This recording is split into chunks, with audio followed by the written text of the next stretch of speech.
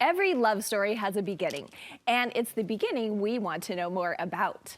So in honor of the upcoming Valentine's Day, we have asked a few Studio 5 contributors to share a first photo they have with their spouse and the story behind it. So parenting contributor Heather Johnson is up next. Okay, so Billy, how long have you two been married? It'll be 22 years this year. 22 years. We were just talking about shrinking homes, shrinking closet space when you've been married that long.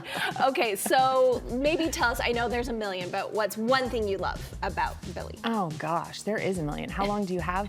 You know what? I think underlying everything, one of my favorite things, well, he's really, really funny when he's sick. I love that my husband is extra funny when he's sick. We always tease.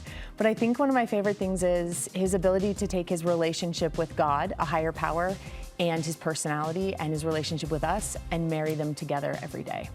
Oh. He has this really cool ability to have both in his life and to be himself and also have these relationships with God, with us, and they all come together every day. I think that's ultimately my very favorite thing about him. So do you know what that picture is you sent us, like one of the first of you guys?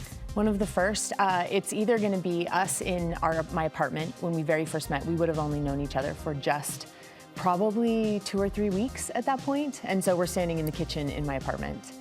You guys are cherubic, darling little angels. How did you guys meet? We actually met, my dad introduced us, so my dad knew him and I was home for the summer and he slipped him my phone number and said, hey, don't tell her I did this, but we have a daughter, you should call her. That is the ultimate like recommendation. Yeah. And so did you know that when you first met him? No, it took a couple months for him to actually call. He was just home from service and across sea and 2-year mission, and so he was really scared of girls. It took him a couple months and then he reached out and called, and I don't think we spent a day apart after we went on a first date.